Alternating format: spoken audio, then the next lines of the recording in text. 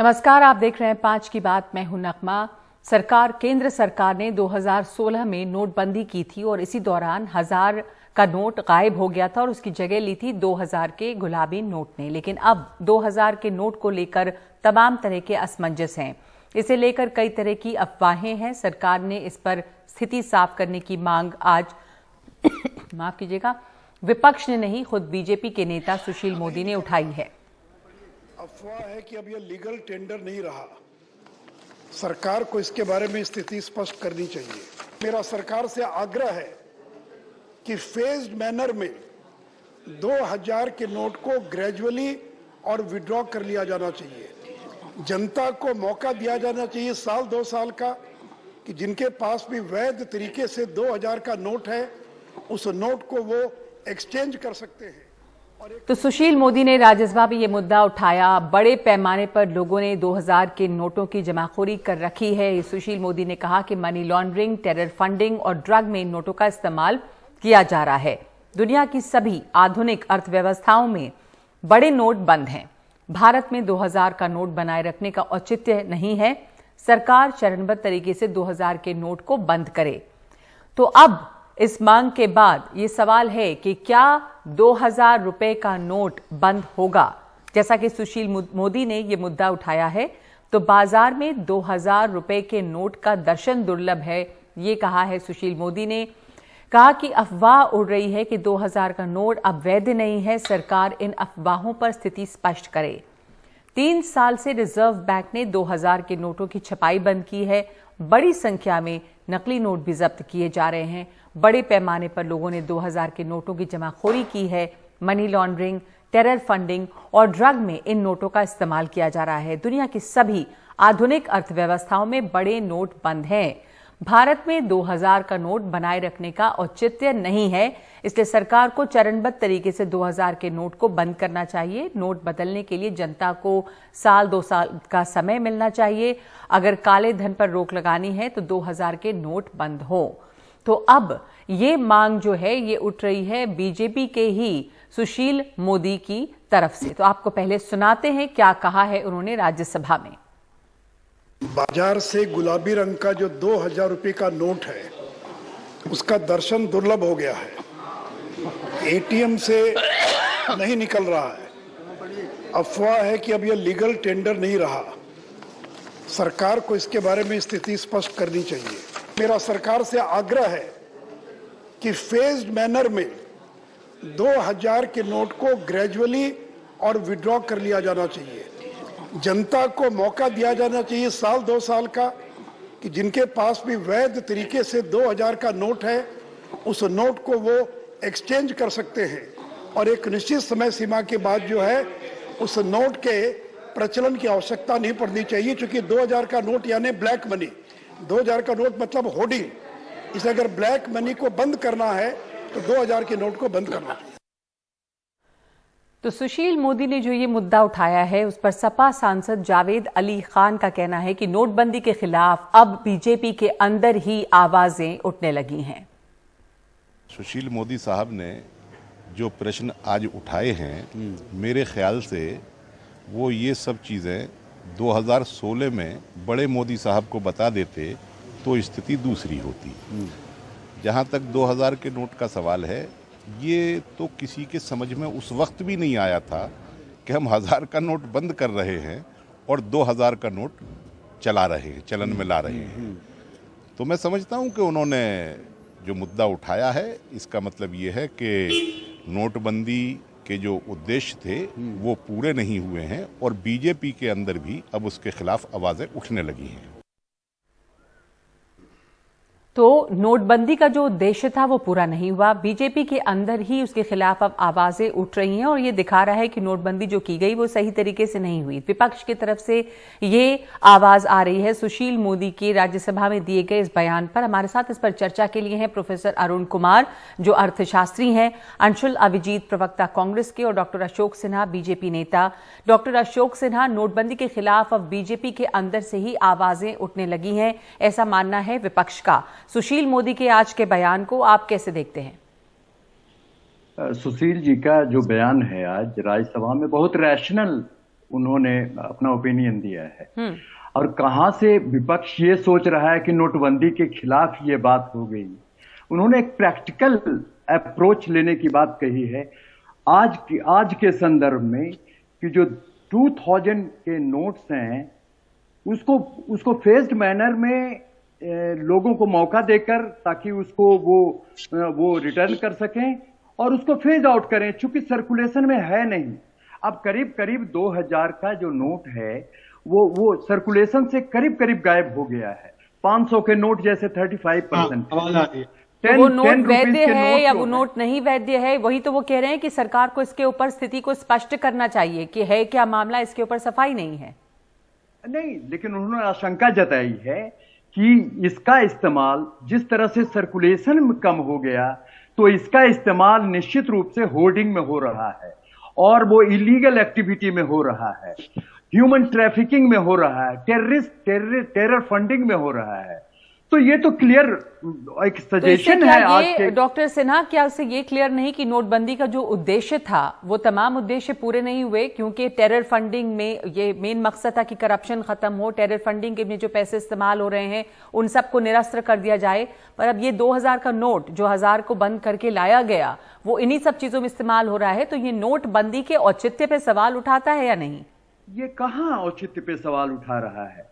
उन्होंने तो कहा जिस तरह से 500, 1000 के नोट खत्म किए गए और नए नोट्स 500 के जो हैं 35% सर्कुलेशन में हैं, 10 रुपीज के जो हैं वो 23% सर्कुलेशन में हैं और 2000 के नोट्स जो हैं 1.3% के हैं। तो भाई ये निश्चित रूप से कहीं इसका गलत इस्तेमाल हो रहा है। सलाह दिया है सरकार को कि आप इसको भी बंद कर दीजिए, ये जो नए नोट हैं इनको बंद कर दीजिए। ठीक है, उद्देश्य तो ठीक है। अंशुल अभिजीत, आप कैसे देखते हैं इसके? इसमें कोई औचित्य पे सवाल नहीं उठाया जा रहा है, ये सरकार को एक सलाह है और सरकार शायद अपने अंदर खेमे से ही आती हुई सलाह पर कार्रवाई करेगी। पर आप लोगों को क्या लग रहा है कि ये सलाह जो है अब देर से ही सही सलाह है ये? नहीं, आपने सही शब्द का इस्तेमाल किया नगमा जी। असमंजस है एक सरकार में और उनको आर्थिक नीतियों की समझ बिल्कुल नहीं है, पकड़ ही नहीं है।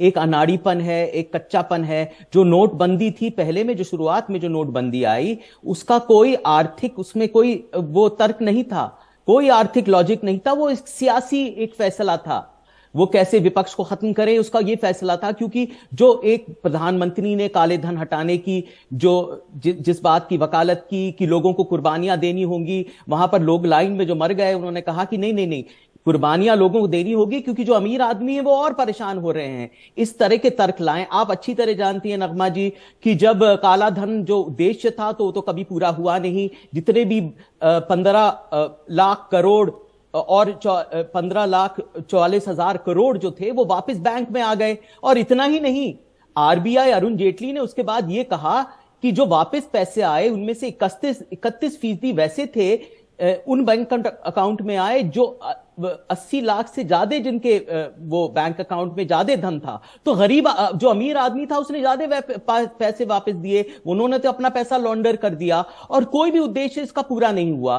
तो हम पूछते हैं कि भाई आपने ऐसा किया क्यों? और अगर नकली ऐसे नोट जवाब देंगे कि आखिर इसमें इसके पीछे नोटबंदी के पीछे कोई तर्क नहीं नजर आया और अब जो सवाल उठ रहा है जो भी उस समय किया गया अब वो उसका फायदा क्या हुआ? अब वही मांगे उठ रही हैं कि पहले 1000 का बंद किया गया था नोट, 2000 का लाया गया, अब 2000 के नोट उन्हीं तब कामों के लिए इस्तेमाल हो रहे हैं। तो नोटबंदी तब हुई ही क्यों थी? इससे हासिल क्या हुआ? ये नगमा, पहले तो हम आपको बता दें कि नोटबंदी के ऐतिहासिक परिणाम मिले। आप देखिए कि जिस तरह से बहुत ज्यादा फाइनेंशियल इंक्लूजन था और जिस तरह से यूपीआई का सिस्टम, डिजिटल पेमेंट के यहां सिस्टम बहुत ज्यादा आ गए और मैं समझता हूं कि वर्ल्ड में सबसे ज्यादा आज ये सब्जी वाला और वेंडर ठेले वाला हर किसी के पास डिजिटल पेमेंट के साधन हैं। एक दूसरी जो अभी कांग्रेस के बंधु बोल रहे थे कि वो एकदम फ्लॉप कर गया। तो नोटबंदी जो है वो डिजिटल पेमेंट में शिफ्ट करने के लिए किया गया था। एक वन ऑफ द ये भी पर्पस था, ऐसी बात नहीं है। इसको रूल आउट कैसे कीजिएगा? ये हमारा एक पर्पस था कि इसको बहुत ज्यादा डिजिटल पेमेंट में करें। उससे क्या होता है? एक दूसरे आप देखे होंगे कि इनकम टैक्स पेई ऑन रिकॉर्ड ज्यादा आ गए और तो क्या ये ब्लैक मनी को अनर्थ करने का एक साधन नहीं था क्या? ठीक है, तो अगर ये ब्लैक मनी को अनर्थ करने का साधन था तो उससे कितना ब्लैक मनी अनर्थ हुआ और क्या वो ब्लैक मनी वापस नहीं आ गया सिस्टम में? तो प्रोफेसर अरुण कुमार भी हमारे साथ हैं, पहले उनसे समझ लेते हैं, अर्थशास्त्री हैं। ज्यादा बढ़ गए, ठीक है, डायरेक्ट मनी आने लगा। ठीक है, प्रोफेसर अरुण कुमार आपका क्या कहना है सर? देखिए, ये बहुत ज्यादा कंफ्यूजन दिखाता है, क्योंकि जब नोटबंदी किया था तो इस आधार पे किया था कि ब्लैक का मतलब कैश होता है, तो कैश को निकाल देंगे तो ब्लैक खत्म हो जाएगा। लेकिन जैसे मैं बार बार कहता हूं कि जो कैश होता है वो ब्लैक इकोनॉमी के जो वेल्थ होती है उसका 1% से भी कम होता है, और हमें पता है कि 99% तो वापस आ गया, तो 1% भी नहीं निकला। तो ना ब्लैक इनकम जनरेशन खत्म हुआ और ना ब्लैक वेल्थ खत्म हुआ। तो इसलिए नोटबंदी तो एक तरह से पूरी तरह से फेल हो गया, क्योंकि ब्लैक इनकम जनरेशन पे कोई असर नहीं पड़ा। ब्लैक इनकम जनरेशन हो रहा है, और अगर सुशील मोदी जी कह रहे हैं कि 2000 रुपए का नोट का ब्लैक जनरेट करने के लिए इस्तेमाल हो रहा है, तो फिर वो प्रूव कर रहे हैं कि जो नोटबंदी का असर हुआ नहीं ब्लैक इकोनॉमी पे। फिर जो सुशील मोदी जी कह रहे हैं कि जो इससे होर्डिंग हो रही है, तो अगर होर्डिंग हो रही है तो प्रचलन होना चाहिए, नहीं होना चाहिए प्रचलन। वो कह रहे हैं कि जो उससे टेरर फाइनेंसिंग हो रही है, उससे इलीगल एक्टिविटी हो रही है। तो एक तरफ तो कह रहे हैं कि होर्डिंग हो रही है, दूसरी तरफ कह रहे हैं उसका प्रचलन हो रहा है। तो वहां पर भी मुझे लगता है कि बहुत ज्यादा कंफ्यूजन है। फिर तीसरी बात यह है कि आप बड़े नोट रखते क्यों हैं? बड़े नोट इसलिए रखे जाते हैं क्योंकि अर्थव्यवस्था बढ़ती रहती है और बड़े नोटों की जरूरत होती है, ट्रांजैक्शन बढ़ जाते हैं। तो यानी कि अगर आप 2000 में जीडीपी देखें और 2022 में जीडीपी देखें तो डॉलर टर्म जो 8 गुना बढ़ गई है, और अगर डिवैल्यूएशन मतलब जो रुपये का जो गिरावट आई है उसको उसमें जोड़ दें तो कम से कम 10-12 गुना हुआ है।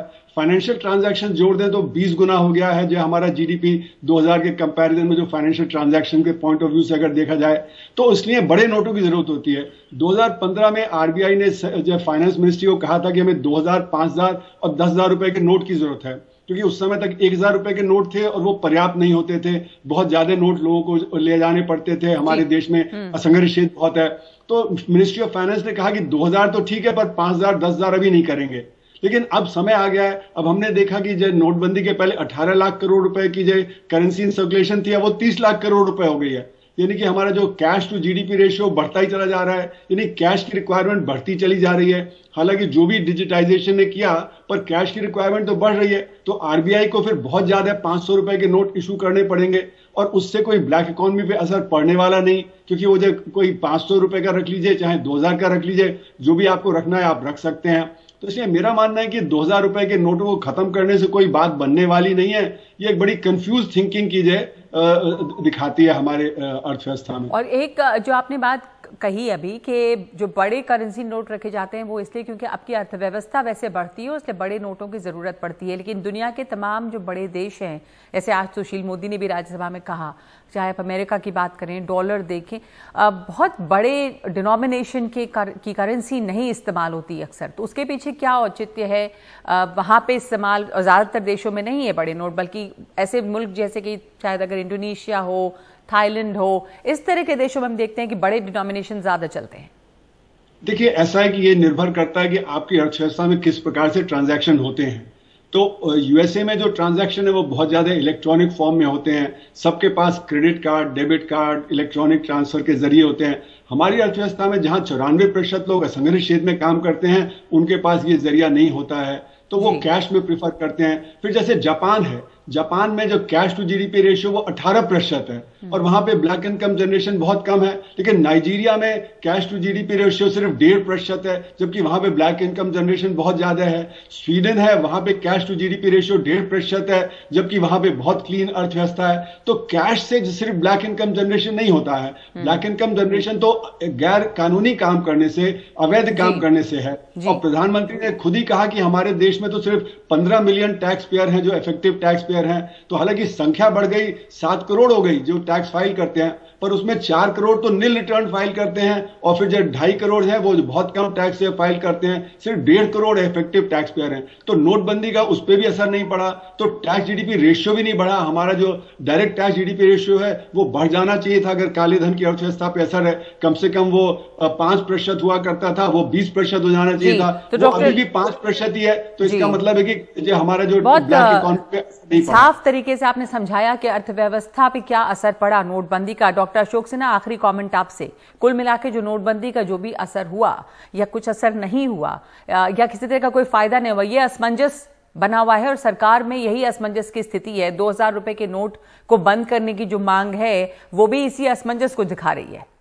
नहीं, ये असमंजस की दिखाने, ये तो क्लियर कट एक थिंकिंग है कि जिस नोट के सर्कुलेशन कम हो, डेमोक्रेटिक कंट्री है, जिस नोट के सर्कुलेशन कम हो, ट्रांसपेरेंसी होनी चाहिए, तो उसका इस्तेमाल निश्चित रूप से कहीं होर्डिंग में हो रहा है। ये तो गिवन है कि होर्डिंग में हो रही है। जब होर्डिंग में जब हो रही है तो इसका मतलब यह है कि देयर इज एवरी पॉसिबिलिटी कि उसका टेरर फंडिंग में भी इस्तेमाल हो या इलीगल एक्टिविटीज में हो। इसलिए तो कुल मिला के वही बातें हैं कि हो सकता है कि ये हो रहा हो, इसलिए अब ये नोट बंद कर दिया जाए। तो क्लियर थिंकिंग नहीं है, ये कह रहे थे अंशुल अभिजीत भी और प्रोफेसर अरुण कुमार भी, कि उस वक्त उसका जो नोटबंदी थी उसका औचित्य क्या था, उसका क्या फायदा हुआ अर्थव्यवस्था पर। जहां तक टैक्स पेयर्स की बात है, उन्होंने समझाया कि टैक्स पेयर्स इफेक्टिवली कितने बढ़े हैं, वो बढ़े नहीं ज्यादा। तो बहरहाल ये सवाल जो है बीजेपी के अंदर से भी उठा है, तो इसके ऊपर शायद कुछ क्लैरिटी आए आने वाले दिनों में।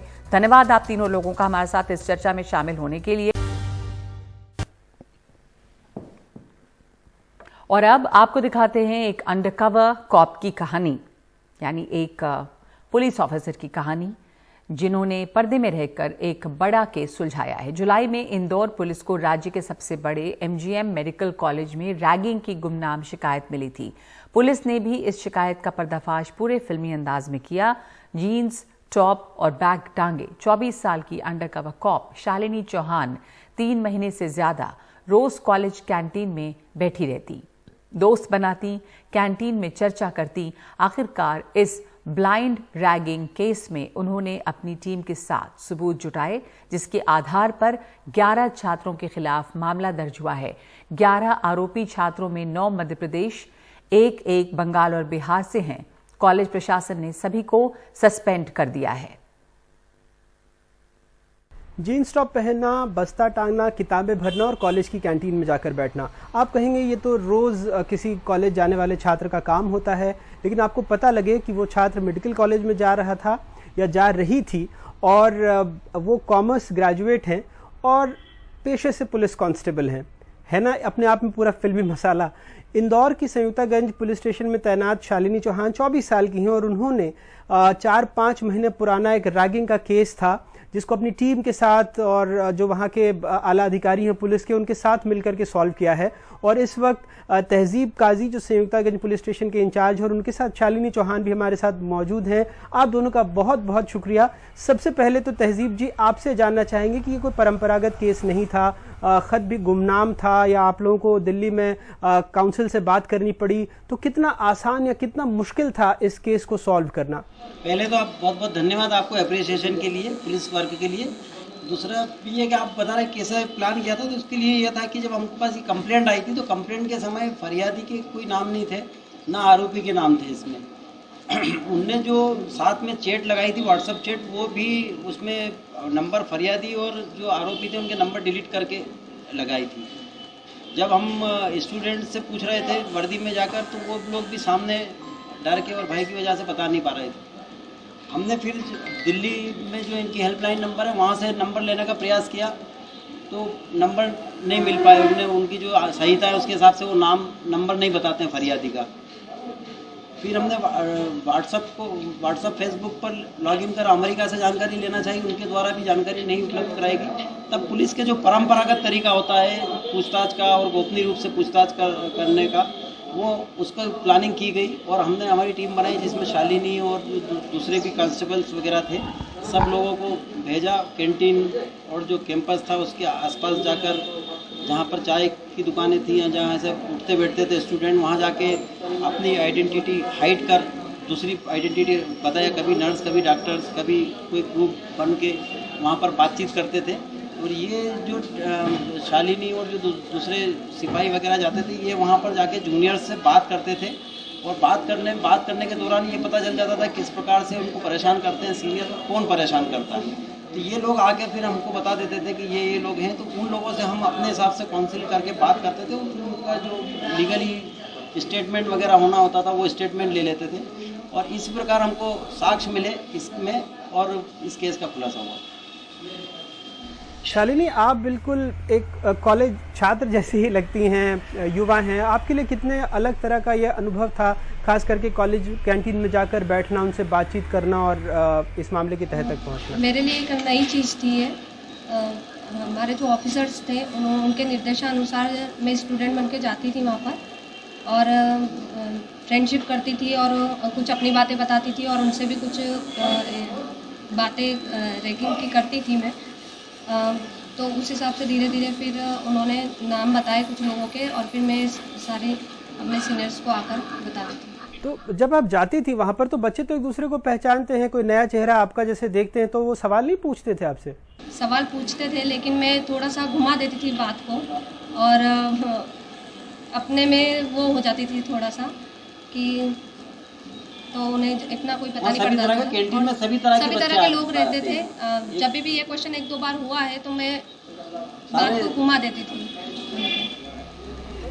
तो वहाँ पर आपके साथ और कौन कौन से लोग थे आपकी टीम में? कितने पुलिस वाले या कैसे आपको सपोर्ट मिलता था? मार्गदर्शन कैसे मिला आपको अपने वरिष्ठों से? हमारे जो प्रधान आरक्षक है कालीचरण सर, वो जाते थे और आरक्षक रिंकू भैया। तैयारी कैसे की आपने? मतलब एक पुलिस की अलग दिनचर्या होती है और ऐसे में कॉलेज में जाकर के बैठना और समझना उनसे। पूरे बैग में किताब कॉपी सब रखकर और सिविल ड्रेस पहनकर जाती थी, वाइट कलर का ब्लेजर, मुंह पर मास्क, पूरा स्टूडेंट के गेटअप में जाती थी। कैसे उन छात्रों से मिलती कैसे थी, उनको अप्रोच कैसे करती थी, कैसे मतलब पता लगाना था आपको कि कौन कौन से छात्र हैं? जी, हमारे जो तो अगर आप पहले दिन से पूरा घटनाक्रम बता पाएं। उनसे धीरे धीरे बातचीत करती थी। जैसे कि मैंने पहले भी कहा है कि कुछ अपनी भी बातें बतानी पड़ती है तब जाके लोग अपने से घुलते मिलते हैं। तो वैसे मैंने उनसे भी बातें निकलवाई धीरे धीरे करके, तो वैसे बताती।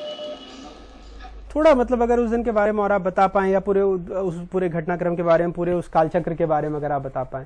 वैसे एकदम से नहीं हुई थी, थोड़ा टाइम लगा है इस चीज़ को, बट अपने बारे में भी कुछ बताना पड़ता है तभी सामने वाला भी थोड़ा घुलता मिलता है अपने से, तो वो चीज़ मैंने की और हम लोग सब। एक्चुअली इसके बारे में मैं आपको बताता हूँ, जैसे कि ये इसको हम समझा के भेजते थे कि उनको सिर्फ बात करना उनसे कि उनके साथ क्या है। एक्चुअल में क्या, जो हमारा जो इन्वेस्टिगेशन ऑफिसर है वो वर्दी में जब गया और उसने पूछने की कोशिश की तो वो लोग ये बता देते थे कि नहीं यहाँ तो सब बढ़िया है, यहाँ से कुछ नहीं होता। और उन्हें एक ज्ञापन टाइप बहुत ज़्यादा सीनियर जूनियर सब ने मिलकर डीन को भी दे दिया था कि नहीं यहाँ ऐसे कोई घटना नहीं होता है इस टाइप से। तो हमने इसको इसके लिए प्लान किया था कि वहाँ जाके सिर्फ बात करना, ऐसा होता है या नहीं होता है वहाँ पर। तो वहाँ बातों से, उनकी बातों से ऐसा लगा कि होता है, तो इसने ये उन लोगों को चिन्हित किया कि किन लोगों के साथ होता है। तो फिर उनसे मैंने काउंसिल करके बातचीत की, उनको समझाया, तो वो लोग अपने स्टेटमेंट दिए ऐसा करके। सर, कितने बच्चों पर मामला दर्ज हुआ है और किन किन धाराओं में इन पर मामला दर्ज हुआ है? धाराओं में तो 294, 323, 506 और रैगिंग एक्ट में कायमी है। और जो 11 लोग अभी तक चिन्हित हो चुके हैं और उनके खिलाफ 41 की नोटिस जारी कर शीघ्र अभियोजन पत्र भी पेश करने वाले हैं। आप तो वैसे भी अपराधियों को पकड़ते हैं, लेकिन आपके लिए, आपकी टीम के लिए कितना चैलेंजिंग था? क्योंकि ये पढ़ने लिखने वाले बच्चे हैं, कॉलेज जाने वाले हैं, मेडिकल की पढ़ाई करने वाले हैं। नहीं, देखिए पुलिस के लिए ब्लाइंड केस खोलना सब रहता है, हम मर्डर वगैरह ये सब चीज़ें खोलते ही हैं।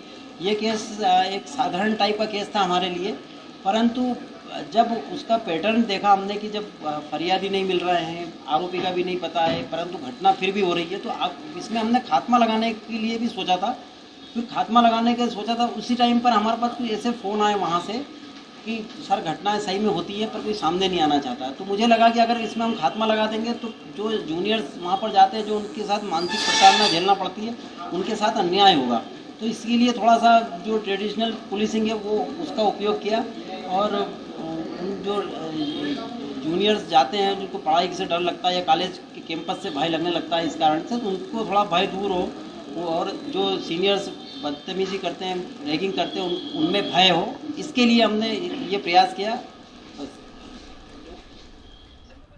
तो आखिरी सवाल मेरा यही था कि अक्सर हम लोग देखते हैं कि आपने खुद बताया कि जैसे मेरा सवाल भी था कि किस तरह से ये लड़के छात्र थे, मेडिकल की पढ़ाई कर रहे थे, तो इन तक मनोवैज्ञानिक तौर पर इनको तोड़ना कितना मुश्किल था आपकी टीम के लिए और आपके लिए?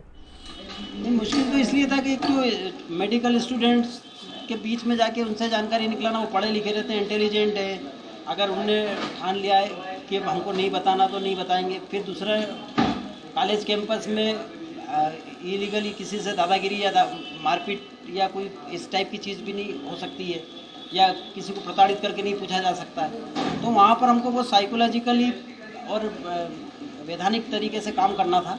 इसके लिए थोड़ा सा मुश्किल तो था, परंतु हमारी टीम जो जाती थी वो बहुत शालीनता से, संयम से काम करती थी, पूछताछ करती थी। बाद में हम भी बात करते थे तो उनसे ये सब संयम और शालीनता से जब बातचीत की और उनको बताया, समझाया कि कानून में आपकी जानकारी गोपनीय रखी जाएगी, आपको बताया नहीं जाएगा, तो सबको समझ में आए। कई लोगों ने इसमें उनके खिलाफ बयान दिए।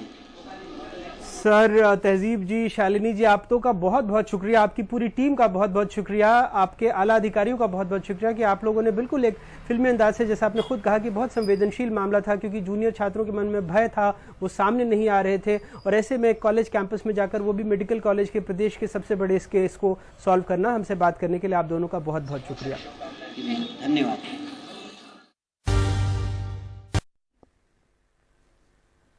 मैनपुरी से उपचुनाव जीती डिंपल यादव को आज लोकसभा सदस्य के तौर पर शपथ दिलाई गई। ये सीट मुलायम सिंह यादव के निधन से खाली हुई थी, जिस पर 5 दिसंबर को उपचुनाव कराया गया। डिंपल यादव ने यहां करीब 3 लाख वोटों से बीजेपी उम्मीदवार को हराकर जीत दर्ज की है।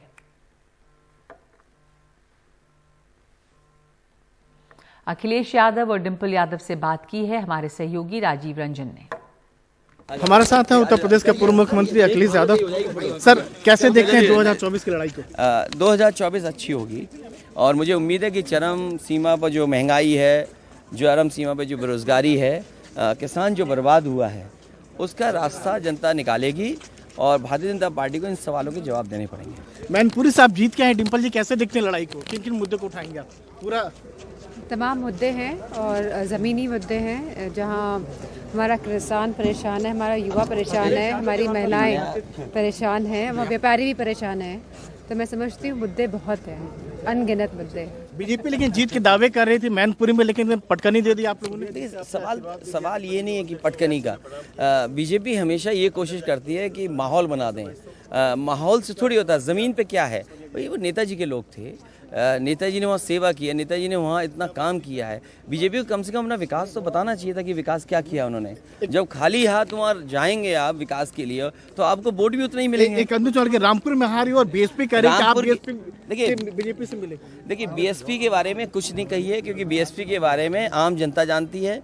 जिन्होंने बाबा साहब भीमराव अम्बेडकर जी का सपना जो था उस रास्ते को भुला दिया हो, मान्यवर काशीराम जी का जो रास्ता था उसको भुला दिया हो। मैं ये जानना चाहता हूँ, बहुजन समाज पार्टी आखिरकार जिस तरीके से बीजेपी प्राइवेटाइजेशन कर रही है उसके बारे में क्या कहेगी? जो कंपनियां बिक रही हैं उसके बारे में बीएसपी क्या कहेगी? कभी एयरपोर्ट बिक गया, कभी हवाई जहाज बिक गए, कभी कंपनियां बिक गई। आप बताओ उसके लिए क्या कहोगे? जो बाबा साहब ने जो अधिकार दिए थे नौकरी को लेकर के, आप बताइए बसपा से कब पूछेंगे? उसका जवाब कब आएगा? ये थे अखिलेश यादव, जिनका ये कहना है कि 2024 की जो लड़ाई है वो लड़ी जाएगी। नई दिल्ली में राजीव रंजन, एनडीटीवी इंडिया। भूपेंद्र पटेल ने आज गुजरात के मुख्यमंत्री के तौर पे लगातार दूसरी बार शपथ ली है। ये लगातार दूसरी बार है कि वो गुजरात के मुख्यमंत्री बन रहे हैं। उनके शपथ ग्रहण समारोह में प्रधानमंत्री और गृह मंत्री दोनों शामिल थे। साथ ही बीजेपी राज्यों के मुख्यमंत्री वहां पे मौजूद रहे और मुख्यमंत्री के साथ कुल 16 मंत्रियों ने शपथ ली है। इसमें 8 कैबिनेट मंत्री बनाए गए हैं और जो कैबिनेट मंत्री हैं 8, उनमें शामिल हैं कनुभाई देसाई, ऋषिकेश पटेल, राघव जी पटेल, बलवंत सिंह राजपूत, मुलुभाई बेरा, कुंवरजी बावरिया, भानुबाई बाबरिया और कुबेर डिडोर। तो ये हैं कैबिनेट मंत्री और इनके अलावा 2 स्वतंत्र प्रभार वाले राज्य मंत्री बनाए गए हैं, हर्ष सिंघवी और जगदीश विश्वकर्मा। और 6 राज्य मंत्री मुकेश पटेल, पुरुषोत्तम सोलंकी, बच्चूभाई खाबड़, प्रफुल्ल पानसेरिया, भीखू सिंह परमार और कुंवरजी हलपति हैं।